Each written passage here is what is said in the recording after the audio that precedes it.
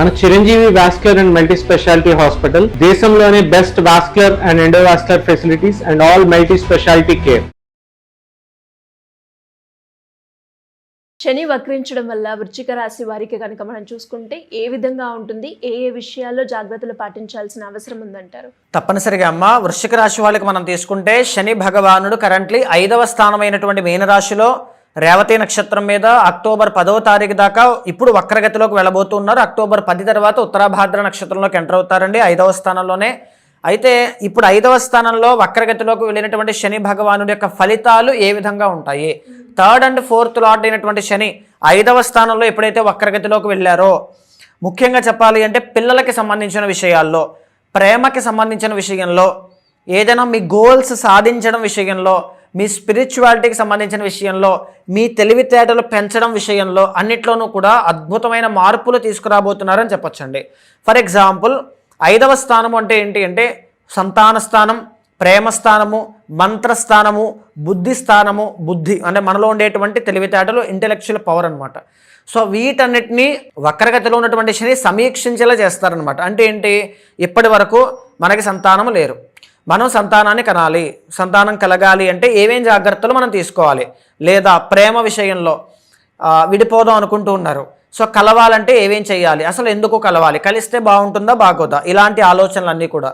లేకపోతే సంతానము విషయంలో పిల్లల యొక్క హెల్త్ కానీ, భవిష్యత్తు కానీ, ఉద్యోగము కానీ వాళ్ళకి సరిగ్గా లేదు, వాళ్ళ కోసం ఏం చేయాలి, దానికోసం డీప్ రీసెర్చ్ చేయడం, వాళ్ళ విషయంలో మీరేదైనా తప్పులు చేసి ఉంటే వాటిని సరిదిద్దుకునేటువంటి ప్రయత్నం చేయడం, ఆ అవకాశాన్ని శని భగవానుడు మీకు అందిస్తారని చెప్పచ్చు. అండ్ ఇంకొక మాట, బుద్ధి అనేటువంటి పదాన్ని ఎందుకు వాడాను అంటే 5వ స్థానంలో శని వక్రగతిలోకి వెళుతూ ఉన్నప్పుడు ఇప్పటి వరకు మీరు చేసినటువంటి ఏ మిస్టేక్స్ అయినా, దేనికోసం 3rd అంటే మకరం, 4th అంటే అక్వేరియస్ కుంభం. మకరము ఇండికేట్స్ కెరీర్, కుంభము ఇండికేట్స్ అడ్మినిస్ట్రేషన్. అంటే మీ కెరీర్లో మీ పొరపాట్లు, మీ ప్రయత్న లోపాలు ఏవైనా ఉంటే, మీ అడ్మినిస్ట్రేషన్, మీకు ఆల్రెడీ తెలివితేటలు ఉన్నాయి, చాలా తెలివైన వాళ్ళు, కానీ మీ తెలివితేటలను అక్కడ ఇన్వెస్ట్ చేసే టైం మీకు లేకపోయినా, ఆ తెలివితేటలతో అనుకున్న గమ్యాన్ని సాధించలేక ఎక్కడైనా పొరపాట్లు, ఒడిదుడుకులు లాంటివి చూస్తూ ఉన్నా వాటన్నిటిని ఒకే చోట సమీక్షించి అనుకున్నటువంటి గమ్యాన్ని సాధించగలిగే తెలివితేటలు, ఇప్పుడు ఆ మైండ్ సెట్ మీలో క్రియేట్ అవుతుంది. ఒక ఇల్లు కొనుక్కోవాలి, ఫ్యామిలీ ప్రాబ్లమ్స్ సార్ట్అవుట్ చేయాలి, కెరీర్లో డెవలప్ అవ్వాలి, సిబ్లింగ్స్తో రిలేషన్ బాగుండాలి, నా కింద ఉండేటువంటి టీంని, నా కింద పనిచేసేటువంటి వాళ్ళని నా గుప్పెట్లో పెట్టుకోవాలి, నేనేంటో, నా కమాండింగ్ పవర్ ఏంటో, నా లీడర్షిప్ ఏంటో, నా పెర్ఫార్మెన్స్ క్వాలిటీ ఏంటో వాళ్ళందరికీ తెలిసేలా చేయాలి. ఇలా అనేక రకాల మీద మీ వర్క్ అనేది కనబడుతుంది. అంటే మీ కృషి అనేటువంటిది, మీ ప్రయత్నం అనేటువంటిది కనబడుతుంది. శని యొక్క 3వ దృష్టి అనేటువంటిది ఎక్కడ పడుతుందండి? వృషభ రాశి మీద పడుతుంది, which is 7th house from Scorpio అండి, వృశ్చిక రాశి నుంచి. అంటే దీని అర్థం ఏంటి, మ్యారేజ్కి సంబంధించిన విషయంలో ఇప్పటిదాకా నేను అసలు పెళ్లి చేసుకోను అనుకున్నటువంటి వాళ్ళు కూడా పెళ్లి చేసుకోవాలి. ఇప్పటిదాకా మనం పెళ్లి చేసుకోకూడదు అనుకున్నాం, కానీ ఇప్పుడు పెళ్లి చేసుకోవాలంటే ఏం చేయాలి, సో దానికి ఉండేటువంటి అడ్డంకులు ఏంటి అనేటువంటిది ఒక ప్రణాళిక సిద్ధం చేసుకోవడం.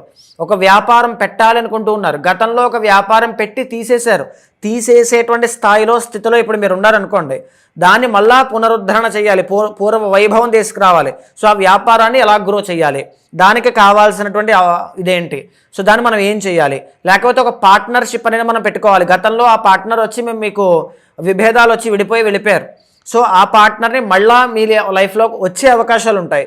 సో తీసుకోవచ్చా లేదా అనేటువంటి ఆ ఛాలెంజెస్ అన్నీ కూడా మీ లైఫ్లో తీసుకొచ్చే అవకాశం ఉంటుంది.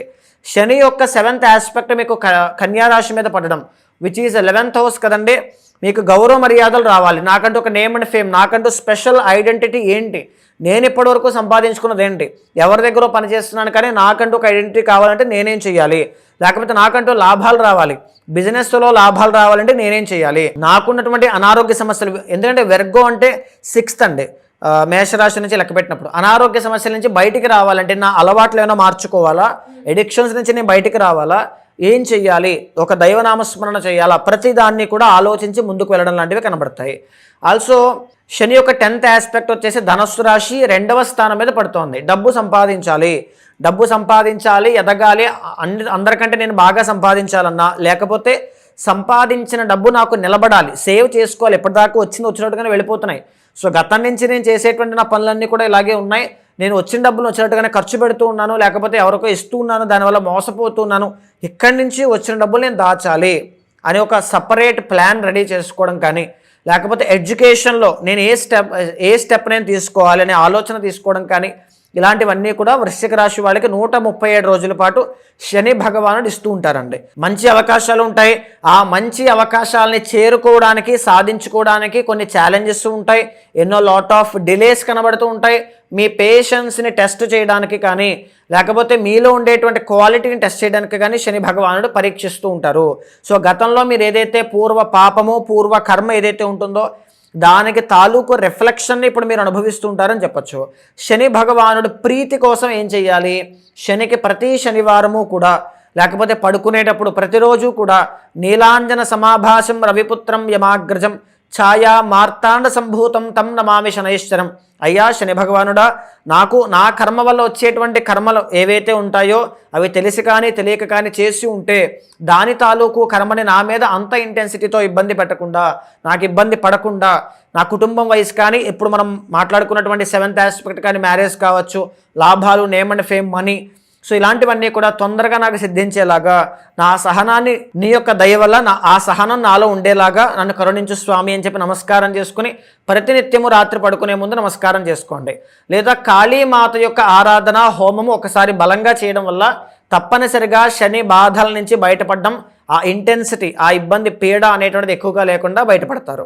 మీరు అన్నట్టుగానే ఇంకెవరైనా కూడా ఈ శని వక్రగతి వల్ల ఇబ్బంది పడుతున్నా, లేదు అంటే శని ప్రభావం వల్ల ఇబ్బంది పడుతున్నా, ఏ రాశి వాళ్ళైనా కూడా మిమ్మల్ని వచ్చి దానికి తగ్గట్టుగా పరిహారం చేసుకోవాలి అంటే ఎలా ఉంటుందంటారు? తప్పనిసరిగా అమ్మ, శని అనేటువంటి ప్లానెట్ ఎప్పుడైనా సరే ఒక అద్భుతమైనటువంటి రాజయోగాన్ని ఇస్తారని. వృషభ లగ్నానికి, తులా లగ్నానికి, మకర కుంభ లగ్నాలకి వీళ్ళకి అద్భుతమైన రాజయోగాన్ని ఇస్తారు.